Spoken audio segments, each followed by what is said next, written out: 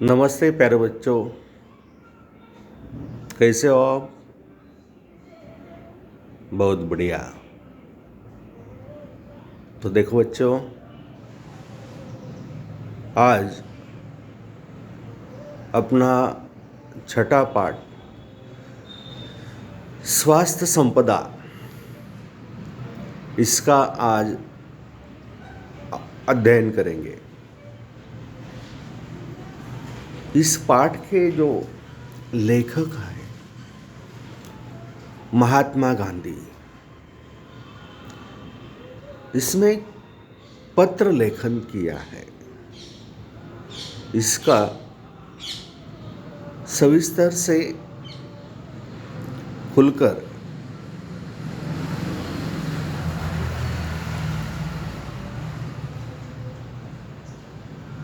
हम सब अध्ययन करने वाले हैं।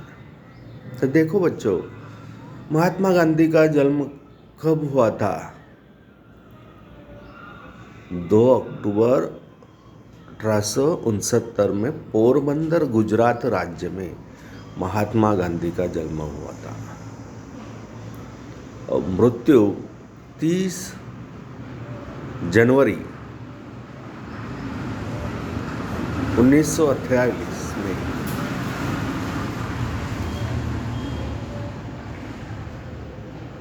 उनका परिचय आप राष्ट्रपिता की उपाधि से जाने जाते हैं। महात्मा गांधी राष्ट्रपिता की उपाधि से जाने जाते हैं।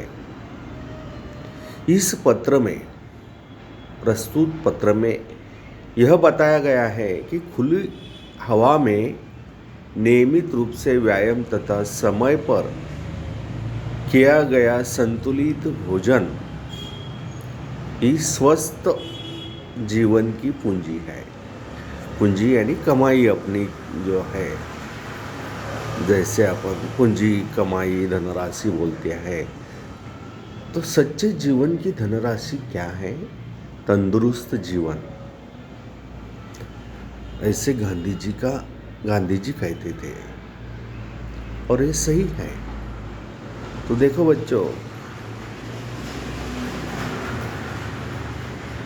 इस सबसे पहले आगे जाने के पहले चित्र को देखिए और समझो, और हर एक चित्र में क्या क्या कर रहे हैं तो इससे वाक्य बनाना है।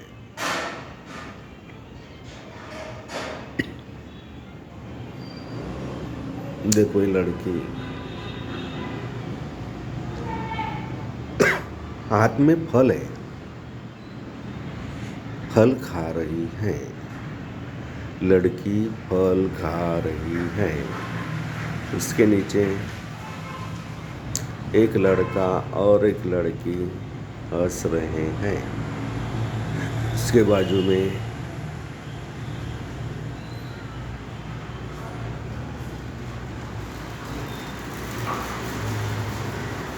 लड़का खाना खा रहा है।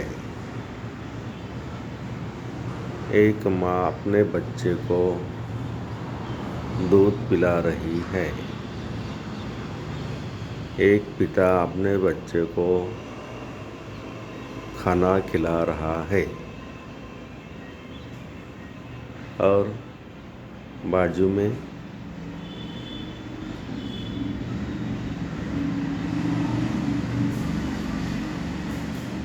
बच्चा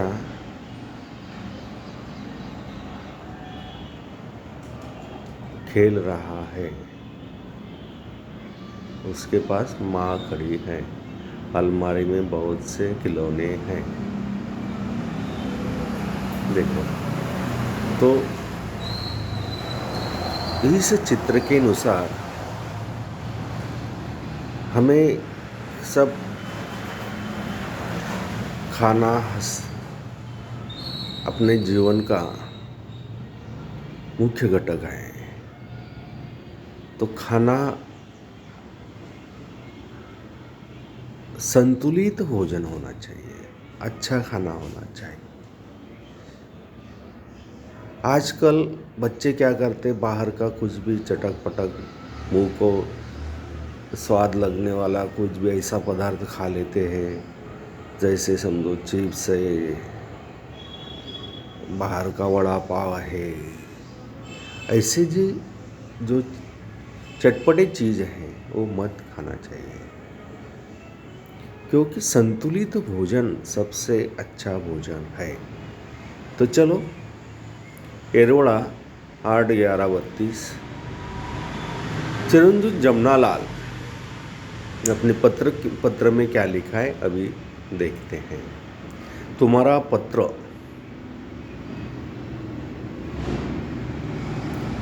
अभी मेरे हाथ लगा, सुना और उसका जवाब लिख रहा हूँ। तुम चाहते हो वे सब आशीर्वाद टोकरियों में भर तुम्हारे जन्मदिन दिवस पर तुम्हें मिले। देखो क्या कहते पत्र में, आपका पत्र मुझे मिला, मेरे हाथ लगा, सुना और जवाब लिख रहा हूँ। आपका पत्र मिला, उसका मैं जवाब दे रहा हूँ। तुम चाहते हो कि तुम्हारे जन्मदिवस पर टोकरियों भर तुम्हें आशीर्वाद मिले। तुम्हारे स्वास्थ्य के संबंध में कुछ जानने